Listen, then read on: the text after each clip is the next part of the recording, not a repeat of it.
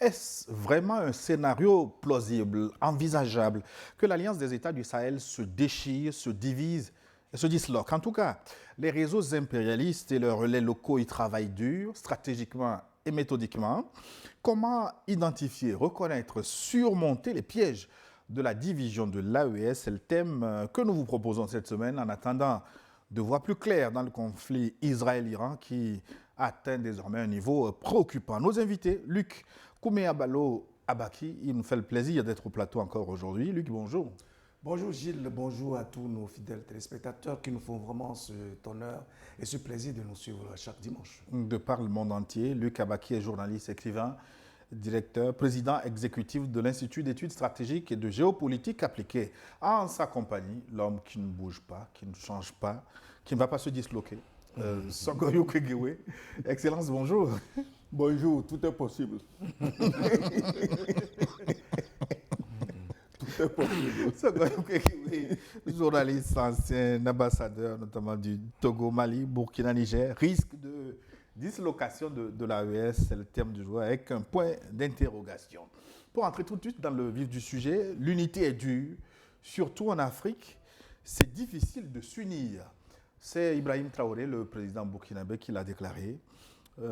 Analysons cette assertion pour démarrer cette émission. Est-ce que vous partagez ce diagnostic, Luc Abaki? Alors Gilles, je vais dire que je vais aborder ce sujet avec la gravité d'un observateur avisé qui regarde avec beaucoup d'attention le contexte géopolitique actuel, marqué malheureusement par la résurgence de la grève, de la guerre, de l'agressivité, de l'animosité de par le monde. Vous savez, il y a plus de 2 ans que la Russie et l'Ukraine nous servent donc la guerre. Aujourd'hui, c'est l'Israël et l'Iran qui sont encore en guerre. C'est un contexte géopolitique, malheureusement, qui est en train d'affaisser tout ce qui a comme valeur humaine. Et c'est dans ce contexte-là que nous rappelons, cette fois-ci, la question de l'humanité, de l'unité, notamment de l'AES. Je pense que ce sujet est d'autant plus important que tous ces soubresauts au plan mondial qui ont cours aujourd'hui doivent nous ramener aux fondamentaux qui permettent le vivre ensemble et qui permettent à toutes les sociétés du monde d'évoluer. Si Ibrahim Traoré est appelé aujourd'hui et a rappelé que l'unité est difficile, je pense que c'est un secret de polichinelle. Parce que nous vivons cette réalité-là tous les jours. Il n'est pas aisé pour nous, malheureusement, humains, de comprendre que c'est l'union qui fait la force. Que c'est en mettant ensemble, en mutualisant nos forces et nos énergies qu'on peut aller, qu'on peut avancer et aller véritablement loin. Et je pense que c'est ça qui a caractérisé nos pays depuis très longtemps. Et c'est vrai qu'il y a l'ennemi qui travaille pour, et c'est ce qui justifie notamment la balkanisation de nos pays au cours de la colonisation, etc. Et qui explique que l'Afrique est encore à la traîne. Dans ce contexte où, malheureusement, l'homme est devenu un prédateur pour l'homme lui-même. Mais cette question est encore plus importante pour les pays de l'AES parce que ces dirigeants ont initié un nouveau type de leadership qui nous a séduits, qui a émerveillé l'Afrique dans son ensemble et qui a créé un rêve réel dans l'esprit de beaucoup de citoyens africains. Et je pense qu'il est de notre devoir de les interpeller à nouveau, même si nous savons que l'ennemi ne démord jamais. Parce que notre union va créer, lui, sa dislocation, sa chute, si vous voulez. Parce que si l'ennemi est allé jusqu'à nous coloniser, nous diviser, etc., c'est parce qu'il sait que nous avons un potentiel qui risque de renverser la situation. Donc, je pense qu'il a parfaitement raison, mais c'est le moment ou jamais pour chacun d'entre nous de les interpeller à nouveau et de les aider davantage à aller à cette union, à la renforcer, à la consolider, parce que c'est la voie royale par laquelle l'Afrique peut être sauvée. Excellent, Sogoyo Kwegewe. Les Juifs savent se mettre ensemble. Les Russes sont gonflés à bloc derrière Vladimir Poutine, les Occidentaux dans une certaine mesure. C'est difficile de s'unir en Afrique, c'est ce que Ibrahim Traoré a dit. Est-ce qu'il a raison? Mais quand on s'unit, on ne peut s'unir qu'autour d'objectifs communs. On ne s'unit pas pour s'unir. Les Russes, les Juifs, tu dis, sont ensemble, mais ils ont une même religion. Le judaïsme, en Le l'occurrence. judaïsme. Les Russes, ils ont l'orthodoxie, l'église orthodoxe, ils sont unis autour. Si je prends l'aspect spirituel, l'Afrique est éclatée spirituellement et donc socialement et donc politiquement. Nous sommes éclatés, nous sommes divisés. Qui se dit de telle confession, qui se dit de telle autre, qui se dit de telle autre, oubliant même qu'ils parlent tous du même Dieu. Les gens oublient ça. Dès lors qu'ils donnent le nom de sa confession, ils estiment que l'autre confession n'a pas le droit d'exister. Donc on est désunis. Le noyau de la désunion se trouve quelque part. Ça, c'est un. De deux, on a été colonisé. On n'a pas été colonisé par les mêmes personnes. Il y a les Anglais, il y a les Français, il y a les Portugais, il y a les Hollandais, il y a les Espagnols. Leurs idéologies, leurs croyances, leurs pratiques sont différentes. Et l'Afrique a hérité aussi de ces cassures tectoniques. Donc, si Ibrahim Traoré dit que l'union est difficile, et il précise, surtout en Afrique, il sait de quoi il parle. Mais en Afrique, dis-moi, est-ce que vraiment c'est facile de s'unir? Tu regardes à l'intérieur du même pays, mais les gens ne s'entendent pas. Tu prends la même communauté religieuse même, c'est-à-dire que la même, ils ne s'entendent pas. Tu prends la même communauté ethnique, ils ne s'entendent pas. Tu prends la même famille, mari et femme, ils ne s'entendent pas. Voilà des motifs pour nous dire que on ne peut pas s'entendre, que l'union est difficile. Mais, dans le cas de l'AES, du Mali, du Burkina et du Niger, on savait que l'union est difficile. Sinon, leurs prédécesseurs auraient fait cette union avant eux. Si eux, ils ont le courage de prendre le taureau par les cornes et disons, de susciter l'adhésion populaire mondiale, comme il a dit, tout le monde, parce qu'ils ont une autre gouvernance, tout le monde les soutient, on les soutient. Donc, ils doivent savoir que leur responsabilité est colossale. Leur déception serait mortelle pour toute l'Afrique, pour toute la race noire. Les gens se grefferaient dessus pour dire, mais on vous avait dit que les Noirs ne sont capables de rien. Comme le disait John Vorster, le chef de l'apartheid en Afrique du Sud, mais que les Noirs ils ne sont capables de rien. Donnez-leur un pays, ils vont le mettre en morceaux, ils vont le déchirer, ils vont s'entretuer. Les partisans de l'apartheid le disaient. Est-ce que nous tirons les leçons de ça? Aujourd'hui, quand tu regardes sur la scène, comme il a dit, la scène mondiale est complètement troublée. On ne sait plus qui doit faire confiance à qui. S'il y a des déchirures dans l'AES, les déchirures ne peuvent venir que de l'extérieur. Comment tu expliques que les gens qui initient une autre gouvernance en faveur des populations deviennent les ennemis des gens qui, eux, ont initié des gouvernances en faveur d'intérêts extérieurs? C'est ça le problème du noir. Je l'ai dit ici 1000 fois. J'ai dit, mais regardez les Européens. L'Ukraine est en guerre. Ils se mobilisent tous pour soutenir l'Ukraine. Maintenant, en Afrique, un pays a des problèmes. Les autres se mobilisent pour soutenir les ennemis extérieurs contre leurs frères à l'intérieur. Donc, Ibrahim Traoré sait ce qu'il dit. Mais moi, personnellement, je sais que l'union ne peut pas éclater. Parce que le premier d'entre eux qui tourne le dos à l'union, il est mort. Ce n'est pas la peine de croire que je vais retourner voir les gens là, on va s'entendre. Non. Tu leur as déjà causé assez de tort pour que ta vie ne vale plus rien à leurs yeux. Ils ont leurs valets locaux qui attendent déjà en antichambre à qui ils veulent donner ton pouvoir. J'ai eu des rumeurs, parce que je me dis Traoré ne peut pas parler pour parler. C'est un type très sensé, il ne peut pas parler pour parler. J'ai eu des rumeurs qu'on aurait proposé même de l'argent à un des pays de l'AES équivalent à 10 fois son budget. C'est des rumeurs, ce n'est pas une information, puisque on ne peut pas en citer une source crédible.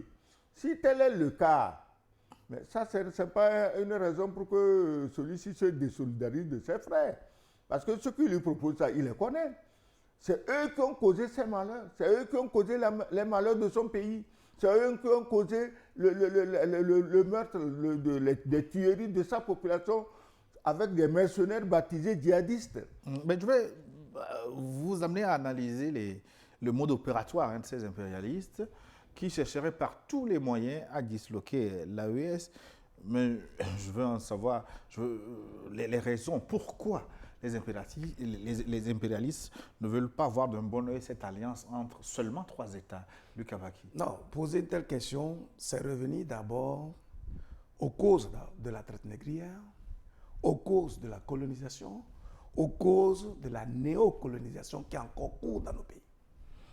Les Occidentaux sont convaincus que leur vie, leur avenir, leur devenir, leur épanouissement dépendent littéralement de ce qu'ils puisent sur nos territoires.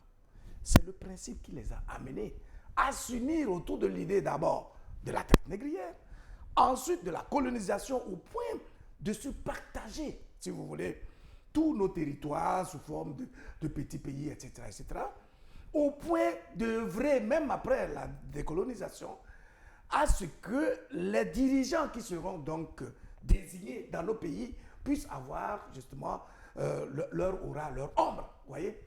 Donc c'est dire que dès l'instant où cet État-là, ces puissances, pseudo-puissances occidentales, ont le net sentiment que toutes les ressources dont ils ont besoin se trouvent en Afrique et qu'ils doivent pouvoir les puiser absolument pour construire leur économie et assurer leur hégémonie ainsi que leur puissance, c'est clair qu'ils vont continuer à œuvrer dans ce sens-là, de sorte qu'il n'y ait jamais de stabilité, qu'il n'y ait jamais d'État solide, de nations prospères qui se construisent dans nos pays.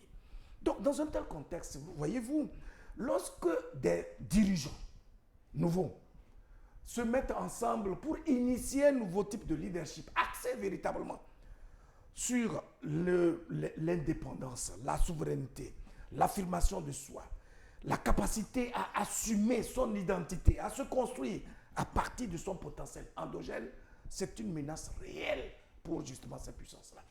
C'est ce que les pays de l'AES nous ont montré. Vous voyez le contexte dans lequel Assimi Goïta a demandé aux forces françaises et européennes de quitter le territoire. Et vous avez vu la difficulté avec laquelle ces puissances-là se sont finalement résolues à quitter de guerre lasse. Mais si tant était que toutes ces forces étaient là pour aider un pays désemparé comme le Mali ou le Burkina Faso ou le Niger, mais une aide que vous apportez à quelqu'un, et à un moment il dit, bon, mais merci beaucoup, vous avez fait de votre mieux, mais maintenant nous voulons prendre l'audace, l'initiative sur nous-mêmes de commencer à nous organiser par nous.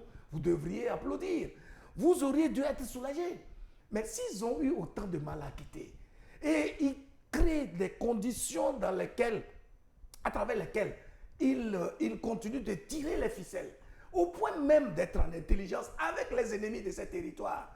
J'en veux pour preuve la plainte déposée par le Mali auprès du Conseil de sécurité des Nations Unies, indiquant justement la complicité de la France avec les terreaux qui donc déstabilisent ces pays et qui n'a jamais connu de succès, de publicité, de suite.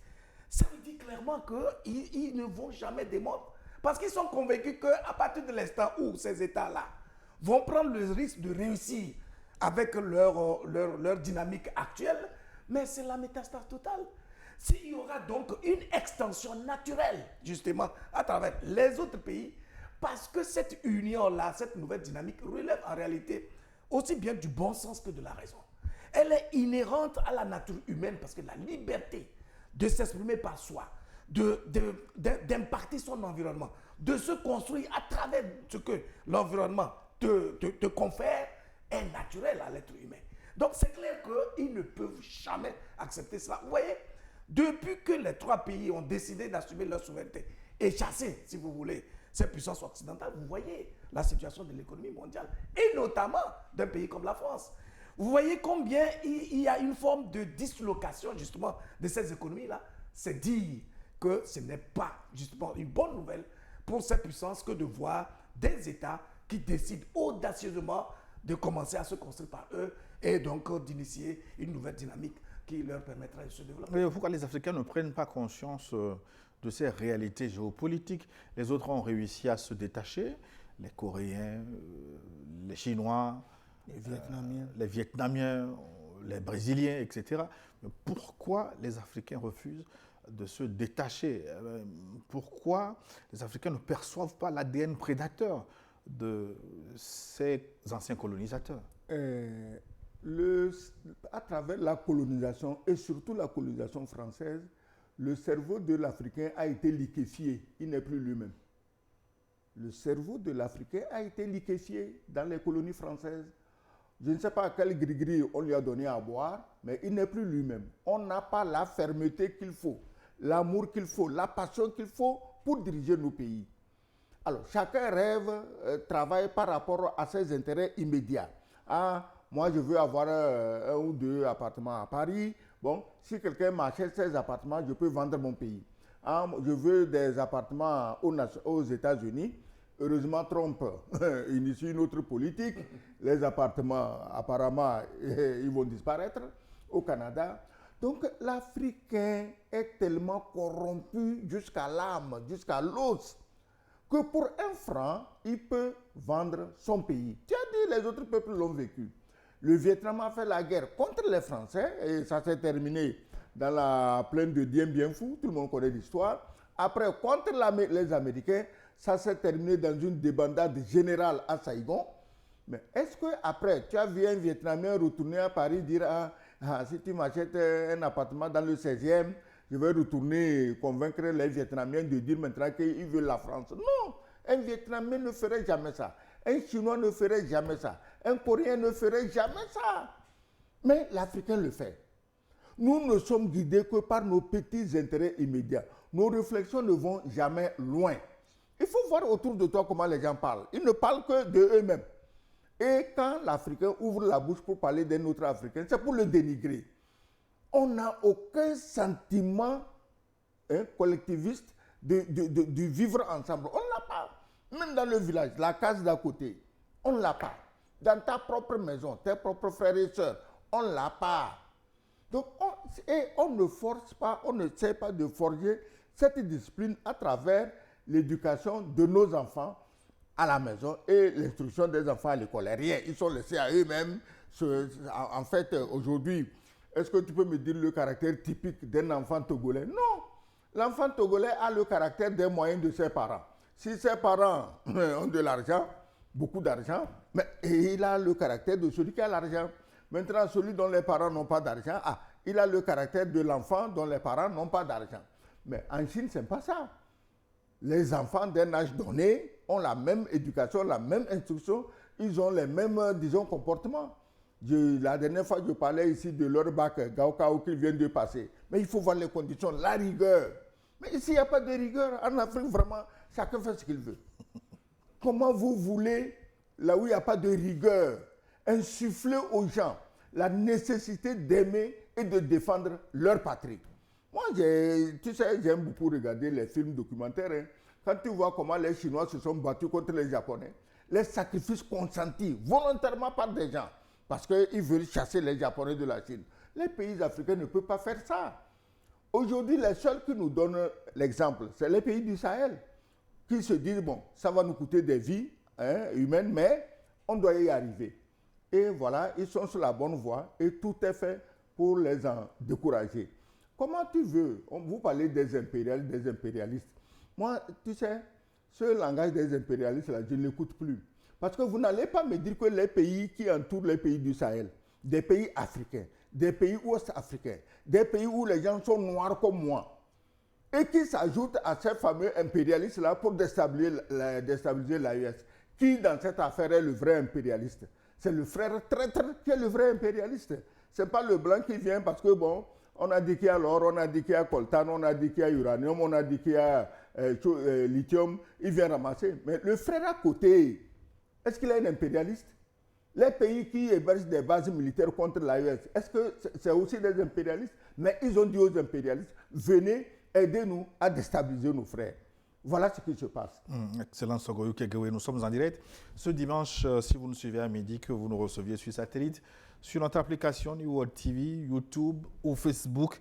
Protégez-nous, likez cette émission, commentez-la abondamment, que vous soyez d'accord avec nous ou non. Abonnez-vous à nos médias sociaux, si ce n'est pas encore fait. Et puis partagez New World Forum, la voix de l'Afrique qui refuse la dislocation. Alors, donc, comme promis, je voudrais qu'on analyse maintenant le mode opératoire des pseudo-impérialistes pour tenter de diviser l'AES. Comment procèdent-ils? Quels sont les moyens? Comment font-ils? Excellence a parlé d'une tentative de corruption à travers l'argent, mais ça ne devrait pas s'arrêter au financement.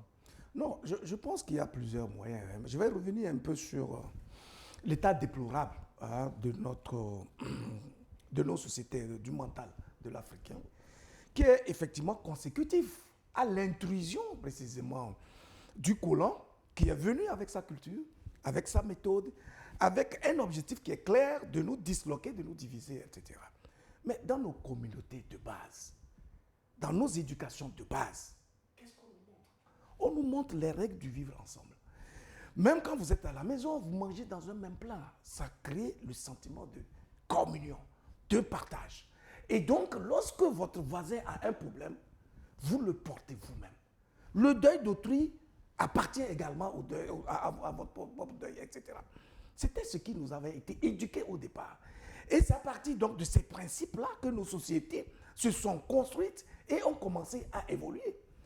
Mais le blanc sachant précisément que si nous continuons sur cette lancée-là avec des principes qui gouvernent d'ailleurs l'univers lui-même, parce que quand vous regardez les animaux, vous comprendrez que même les animaux les plus vulnérables, une fois qu'ils se mettent ensemble et ils construisent une forme de haie, ils arrivent à avoir raison des prédateurs les plus féroces. Vous allez constater cela avec les gorilles, avec les bœufs, les buffles dans la brousse, etc., etc.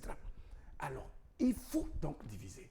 Parce qu'à partir du moment où vous avez une conscience nationale ou bien collective autour d'un bien commun, il sera difficile de vous l'arracher, de vous le siphonner. Donc, l'impérialisme, lorsqu'il arrive, il travaille d'abord sur votre mental. Oui, on a parlé de la corruption, de l'argent, etc. Mais il y a aussi les moyens par lesquels on repique dans l'état d'esprit même du citoyen africain une autre façon de comprendre le monde, une autre façon d'assimiler les cultures extérieures et d'avoir le sentiment que le moi doit avoir une prédominance sur le collectif. Donc l'ego, malheureusement, s'est amplifié. Ce n'est pas pour rien que les pays occidentaux financent avec autant de verbes les médias pour nous envahir avec leur culture, leur façon de faire, où donc vous allez voir que ceux qui émergent ou ceux qui sont exaltés et loués, c'est ceux-là qui ont une peau bien lisse, qui accumulent de l'argent, qui ont des moyens, etc. Or, ces acquisitions-là sont des moyens, ont été opérés par des moyens détournés, immoraux, lâches, qui ne sont pas des valeurs qu'on devrait logiquement exalter. Et donc, dans un tel contexte, on a des citoyens qui subissent en fait les cultures des autres, qui ne s'appartiennent plus et qui sont donc disloqués mentalement, psychologiquement, spirituellement, avant de l'être dans le matériel. Je pense qu'Ibrahim Traoré, en le disant même, s'adressait aussi au peuple burkinabé. Parce que pour que l'impérialiste puisse rentrer justement dans vos réalités, il faut des traîtres.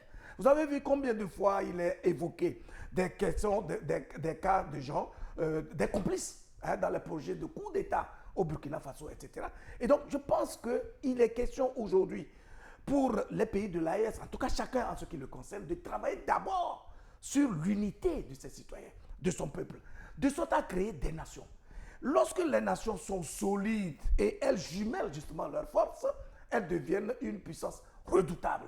Et je pense que c'est cette voie que ces États ont pris et nous n'avons pas d'autre choix que de les exhorter à persévérer. Quand bien même il y a des embûches, il y a des difficultés notables parce que les gens pensent à leur ventre, à leur nom, à leur ego personnel. Et ils font en sorte à déchirer justement cette dynamique unitaire qui est enclenchée. Mais il va falloir qu'on leur serve toujours ce discours porteur, de sorte qu'ils prennent conscience que leur avenir, leur vie et leur devenir ne peuvent avoir droit de cité qu'en fonction justement des liens étroits qui vont nouer entre voisins, entre citoyens, et donc en se focalisant sur ce qu'il y a de commun qui puisse intéresser l'ensemble de la communauté. Oui, Excellence, le mode opératoire de la division, ça peut être des stratégies pour fatiguer ces pays sur le plan sécuritaire en imposant le terrorisme. Ça peut être aussi une forme de pression financière parce qu'on a eu vent du refus d'une institution internationale de prêter de l'argent au Mali. avec le soutien d'un relais local, ça peut être aussi une propagande médiatique pour, comment on dit, dénigrer, salir l'image de ces différents pays. Donc le mode opératoire est un peu multiforme. Tu parles d'un relais local. C'est pas ce que je disais ici, que c'est vos soi-disant démocratiquement élus qui deviennent les vrais oppresseurs, les vrais colonialistes pour, disons, créer des problèmes à l'AES. Mais aucun des pays aujourd'hui qui bombe le torse, je suis ami de tel et ami de tel. Mais quand viendra leur tour, ce serait une catastrophe. L'AES, eux, ils vont s'en sortir. Mais il y a des pays où ils ne vont pas s'en sortir. Ils n'ont qu'à continuer. Au lieu de passer leur temps à consolider leurs assises, continuer à lutter pour déstabiliser l'AES. Maintenant, moi je voudrais dire quelque chose. Je reviens encore sur le caractère africain. L'Africain n'a pas la notion du respect du chef. Mais on a parlé ici des Asiatiques. Mais en Asie, le chef, c'est le chef. Quand ils vont au front, mais il y a des gens qui sont prêts à prendre les coups à la place de leur chef. Parce qu'ils ne veulent pas que... Ils savent que si le chef meurt, ils sont désorientés. Ici, en Afrique, le chef est respecté tant qu'il donne à manger. Donc, quelqu'un est assis même au cœur d'un gouvernement, et au lieu de dire, mais qu'est-ce que je vais faire pour consolider le gouvernement, pour donner la force au chef, il est en train de se dire, ah, comme j'ai pris assez d'argent avec ce chef, je vais voir comment je vais ménager ma sortie pour que demain, quand il y a changement, je mange avec les autres. Donc, ils n'ont pas la notion du chef, la notion de fidélité au chef. La notion de loyauté. Il n'y a pas la loyauté. Il n'y a pas la loyauté. Aujourd'hui, regarde bien les peuples qui ont connu des chefferies. Je parle de vraies chefferies traditionnelles. Hein. Quand tu prends le Burkina avec les Moussi et le Moronaba, tu prends les Ashanti avec l'Ashantéhéné, mais c'est des chefferies qui existaient avant l'arrivée du Blanc et qui continuent d'exister. Et autour de ces chefs traditionnels, il y a une discipline. Quand tu viens chez toi au Togo ici, même, excusez-moi, si ces chefferies sont émiettées, mais les chefferies authentiques qui existaient avant l'arrivée du Blanc, mais elles tiennent encore. Mais les chefferies qui avaient été inventées, mises en place par le Blanc pour opprimer les populations, ces chefferies, elles sont mortes. Donc, il faut que nous ayons la notion du respect du chef. Dans nos villages, les chefs, on ne les respecte pas. Les chefs village, on ne respecte pas. Chef quartier, on ne respecte pas. Chef canton, on ne respecte pas. Maintenant, au village, c'est celui qui a l'argent qui commande même le chef canton. Mais comment vous voulez que ça marche quand il n'y a pas une hiérarchie structurée, connue de tout le monde? Demain, toi, Gilles, si tu deviens milliardaire, tu vas, ton chef village, ton chef quartier, ton chef canton viennent se mettre à genoux, Amiga Vado, Amiga Wezo. Amiga Wezo. C'est comme ça, non? Est-ce que je mens? Donc, il faut une hiérarchie structurée, connue et respectée de nous tous. Tant qu'il n'y a pas ça, tu es chef, je vais dire, oh, Gilles est chef, moi aussi, au fait, je pouvais être chef. Hein. Donc, il n'y a pas de respect. Voilà comment l'Africain vit et voilà comment on est facile à manipuler et facile à déstabiliser. Mais je reviens dans le Sahel pour dire que, bon, il n'y a pas de fumée sans feu. Mais j'ai regardé les 3 héros du Sahel, je ne vois pas parmi eux quelqu'un qui un jour va trahir. Oui, mais si l'argent manque, comme tu l'as dit, parce que l'argent manque, on est allé. Non. Si les gens, les dirigeants là ont le vrai soutien du peuple, le peuple est prêt à consentir des sacrifices. Mais Luc, voilà. Est-ce que la stratégie de tentative de division de l'AES peut passer par des voisins aussi, c'est-à-dire tenter de couper des bras, des soutiens, des bases arrières de l'AES? Ce que je lis à travers la presse, les réseaux sociaux, certaines analyses par rapport à la situation du Togo. Le Togo connaît ces derniers temps avec des velléités de manifestations qui sont attribuées à des... qui sont mises en relation avec le soutien à l'AES. Non, mon Dieu, je pense qu'il n'y a pas d'autre choix que d'observer, c'est une évidence à mes yeux, que les impérialistes passent toujours par, bien sûr, l'environnement dans lequel nos pays vivent. Les pays de l'AES, comment on accède à eux si ce n'est pas par les voisins? Vous voyez? Alors, si vous faites allusion justement au contexte du Togo, oui, peut-être, sûrement qu'il y a ce genre de complicité, mais je voudrais aussi rebondir sur un aspect. Lorsque l'ambassadeur disait à l'instant qu'il n'y a pas la notion de respect des chefs. Mais au même moment qu'il n'y a pas la notion de respect des chefs, j'avais dit à l'instant que le blanc fait en sorte à intervenir même dans le choix de nos leaders. Pourquoi? Pour que ces derniers puissent se sentir redevables vis-à-vis de lui. De sorte qu'il renonce de façon tacite ou assumée à sa responsabilité vis-à-vis de son peuple. La mission du dirigeant, c'est quoi? C'est qu'on le met devant pour qu'il élabore une bonne stratégie permettant de réorganiser la société, de l'épanouir et de faire en sorte que les énergies se libèrent et que le processus de création de la richesse nationale soit une réalité. Mais lorsque vous avez des dirigeants eux-mêmes qui pensent plus à rendre compte à ces impérialistes, à ces colonisateurs, et renoncent justement à leurs responsabilités qui devraient normalement permettre aux citoyens de se sentir concernés par ce qui se fait en leur nom, il y a forcément un problème. Vous voyez? Donc, c'est pour dire que oui, les impérialistes, ils sont là, ils jouent leur survie, leurs intérêts dans nos pays, mais au même moment, il y a beaucoup de nos dirigeants qui malheureusement renoncent à leurs responsabilités parce qu'ils n'ont pas compris qu'en fait, le vrai bouclier à partir duquel ils peuvent se sentir véritablement légitimes et travailler véritablement pour le peuple, c'est la population elle-même. Quand on dit à chaque fois que le pouvoir appartient au peuple, ce ne sont pas des slogans. C'est-à-dire que c'est de par le travail que toi, Gilles, tu fais, l'ambassadeur fait, moi je fais, et l'ensemble des citoyens font qu'on peut parler de l'existence d'un État, d'une nation et l'existence d'un budget d'État. Tout ce qui est ressource de l'État vient forcément du citoyen. Même si le dirigeant mis devant peut plaider la cause du pays pour aller faire contracter des prêts, etc., c'est le labeur du citoyen qui doit le payer. Ça veut dire qu'il est de la responsabilité du citoyen, du dirigeant, de travailler véritablement sur les valeurs endogènes qui permettent le vivre ensemble et qui permettent aussi l'épanouissement des citoyens. Vous voyez? Lorsque vous renoncez aux valeurs morales identitaires, vous renoncez pratiquement à tout ce dans quoi le peuple même se retrouve, évidemment, à un moment donné, vous ne pouvez plus contrôler ce peuple lui-même. Et vous serez en proie, malheureusement, vulnérable aux attaques extérieures, tout comme aux attaques intérieures. En tout état de cause, je pense que oui, les pays de l'AES sont des ennemis tout autour d'eux. Vous le savez, à plusieurs reprises, il y a eu des situations qui ont été dénoncées à travers ces pays-là.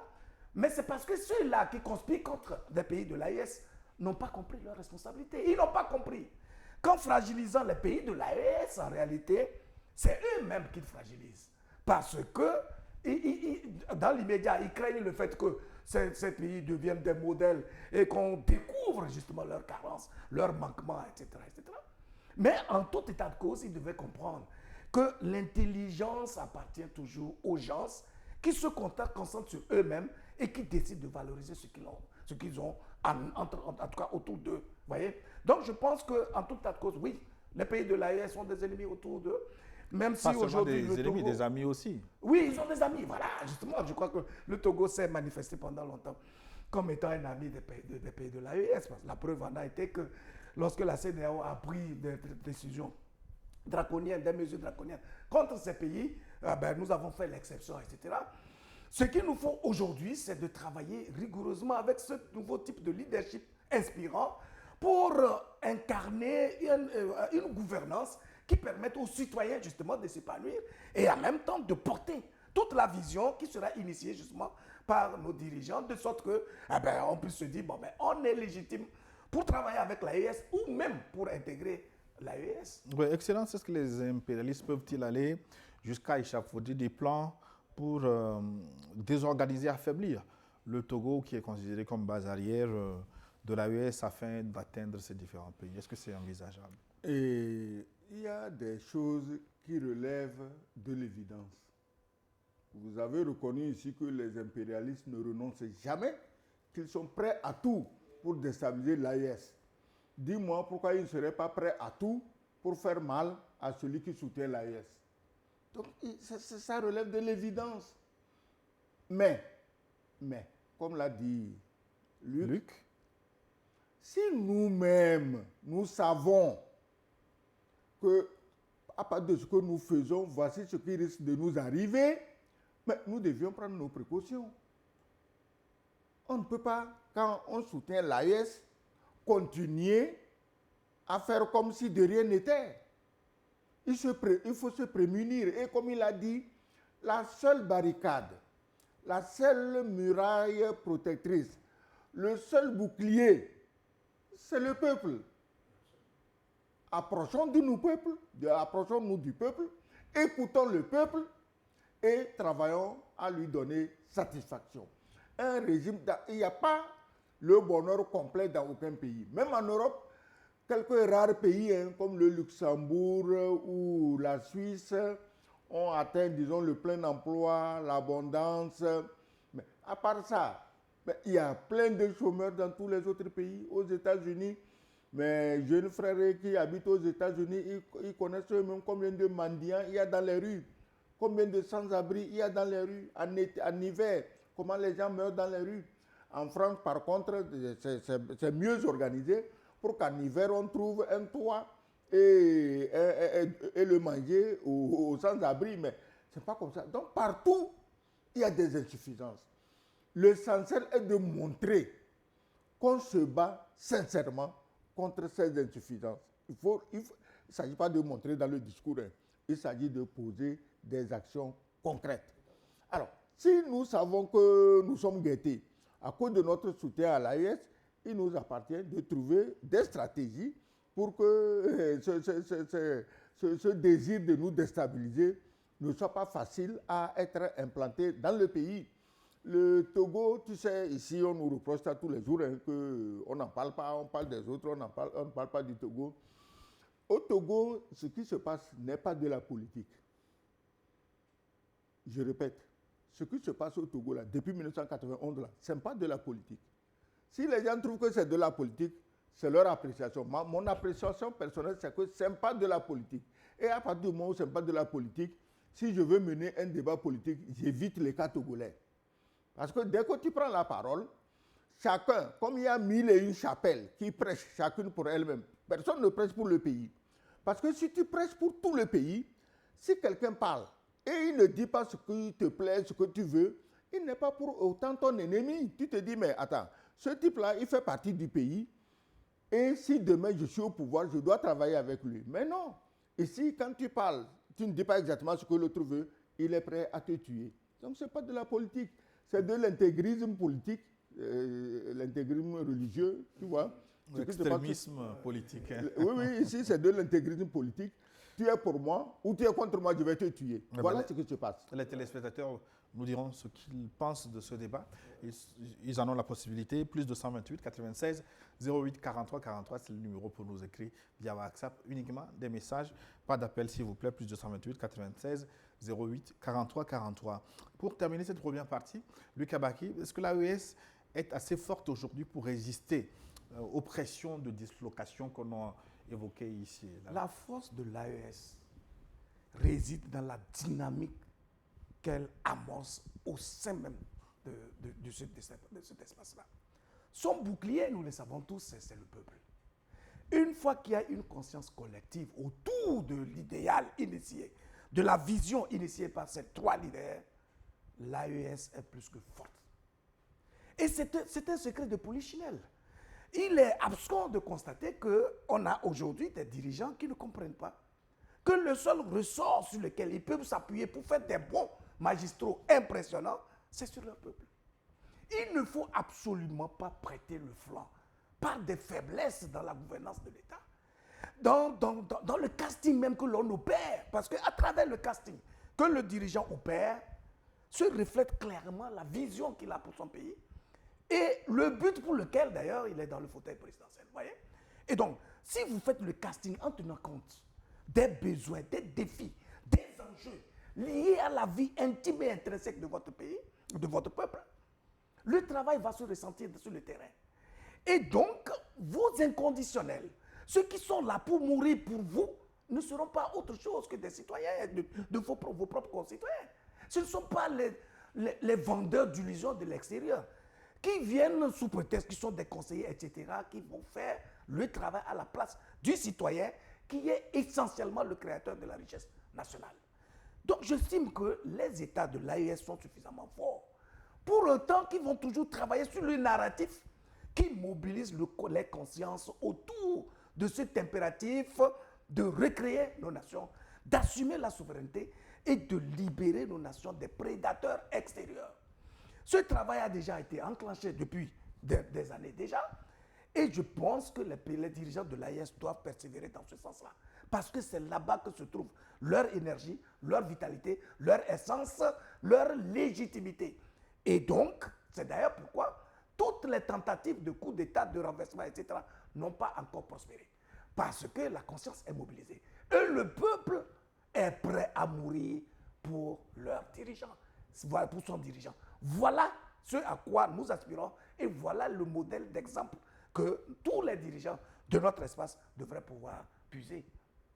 Excellent, c'est quoi, oui. Mais ce qu'il a développé, c'est ce que j'ai dit. Il faut un leadership qui motive le peuple, ton peuple, pas l'extérieur. La communion avec le peuple, bah, si c'est vrai, dans une certaine mesure avec le Niger qui ne connaît pas assez de contestation, au Burkina Faso, il y a des voix contraires qui se lèvent de plus en plus, au Mali également, avec des velléités de manifestation. Ça veut dire que la communion avec le peuple, elle n'est pas totale. Non, écoutez, je dis communion avec le peuple. Je n'ai pas dit communion avec un troupeau de moutons. C'est-à-dire que tout le monde n'est pas obligé de suivre. Non, c'est vrai, parce que si tu as peur dès qu'une fourmi gratte le sable, parce que non, les gens veulent manifester au Mali. Malheureusement, j'ai envie de dire, mais laissez-les manifester. Mais malheureusement, dans le contexte du terrorisme, on ne peut pas dire laissez-les manifester. Parce que cette manifestation ne ferait aucun mal à Assimi Goïta et à ses collègues militaires et civils qui dirigent le pays.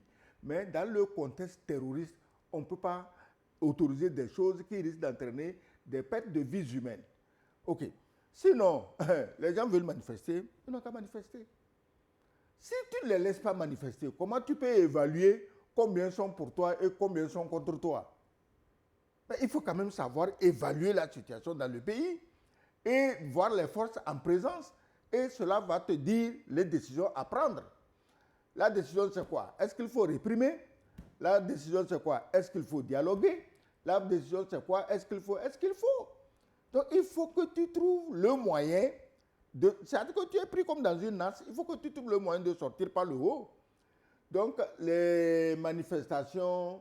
oui, mais s'il y a des Maliens, des Nigériens, des Burkinabés qui ne sont pas contents de leurs responsables actuels et qui veulent manifester, comme je t'ai dit, ce ne sont pas des moutons. Il y en a qui les soutiennent, la majorité les soutient, ça suffit largement. Et regarde ce qui est en train de se passer aux États-Unis, à Los Angeles, non? Mais c'est une véritable rébellion où Donald Trump est obligé d'envoyer la garde nationale. Pas seulement en Californie, ça s'étend maintenant à tout ça, le pays. Voilà, ça s'étend à tout le pays. Mais quand même, Donald Trump est président. Donc, en plus d'envoyer la garde nationale, il doit être en train de réfléchir sur comment faire pour désamorcer toutes ces mines-là. Donc, en France, on n'en parle pas. Hein. Pratiquement tout le monde est en train de manifester. Si ce n'est pas dans la rue, tout le monde est en train de manifester dans sa tête contre le régime en place. Mais où est le problème? Le président, il est là. Il s'éclaire à la lumière de ces manifestations pour savoir quelle décision je dois prendre pour que le pays marche. C'est clair, mais il se chamaille aussi. Donc... non, peut-être deux mots pour dire que... Non, mais écoutez, on a vu en 2000, c'était en 2002, 2022 ou 2023, quand il y a eu l'ascension du Mali, le 14 janvier, c'est le régime d'Assimi Goïta qui a mobilisé des millions de Maliens autour de la cause du Mali. Mais Assimi Goïta n'est pas démocratiquement élu. C'est la preuve, c'est un indicateur frappant qu'il a une certaine légitimité et que son peuple est conscient de la cause qu'il est en train de défendre. D'autant plus que ce pays-là était déchiqueté à ses trois quarts totalement par les terreaux et tout cas, et leurs complices. Donc la légitimité de ces dirigeants n'est pas remise en cause. Pourquoi? Parce que justement, ils ont le bon discours qu'il faut servir au peuple, mais aussi ils posent des actes qu'il faut. Parce qu'on ne peut pas comprendre qu'en ce 21e siècle, qu'il puisse y avoir des dirigeants qui ne comprennent pas qu'on ne dirige que par l'exemple. Si vous n'êtes pas vous-même un modèle, vous n'êtes pas prêt à un sacrifice aigu pour votre peuple, comment vous voulez mobiliser des consciences qui soient prêtes à mourir, non pas seulement pour le pays, mais aussi pour votre cause? Donc je pense que les petites dissonances des gens manifestement manipulés, qui créent un peu de dissonance dans ces pays-là, ont une voix plutôt mineure, pour l'essentiel. Parce que les actes qu'ils posent sont des actes qui relèvent du bon sens et de la raison, et qui ont tout simplement initié ou mobilisé des consciences, pas seulement dans l'espace de l'AES, mais aussi un peu partout en Afrique. C'est que ces gens-là sont des gens de la situation. Et tout Africain conscient de son existence et jaloux de son meilleur devenir doit pouvoir soutenir ce modèle de gouvernance dans l'AES. Donc, finalement, la probabilité de division de l'AES, le risque, il est pratiquement zéro. Le risque n'est pas zéro, mais il faut davantage d'efforts de la part des dirigeants pour annihiler ce risque-là. Parce que vous-même, vous avez dit, les ficelles sont tirées de l'extérieur par des gens qui ont des moyens illimités, qui inondent le pays d'argent. D'ailleurs, ce faux l'argent-là, il est faux. Parce que celui qui le fabrique, on ne le dépense pas chez lui. Il ne perd rien à en fabriquer des tonnes pour vous balancer. Donc, les dirigeants de l'AES doivent tenir compte de ça, de cette force-là, et savoir comment opposer leur propre vision et leur propre force à cette tentative de déstabilisation. Merci. On va marquer une pause, là ici, pour des impératifs commerciaux, une nouvelle édition du journal. On va reprendre New World Forum dans une dizaine de minutes, c'est la seconde partie, la partie des téléspectateurs qui nous font plaisir de contribuer à la richesse de cette émission en envoyant un message via WhatsApp, plus 228 96 08 43 43. Vous pouvez commenter également à travers YouTube, notre chaîne, qui diffuse cette émission en direct. Nous sommes reçus également sur Facebook grâce à nos techniciens que je remercie aussi au passage. Oui, dans une dizaine de minutes, nous nous retrouvons pour la seconde partie de New World Forum.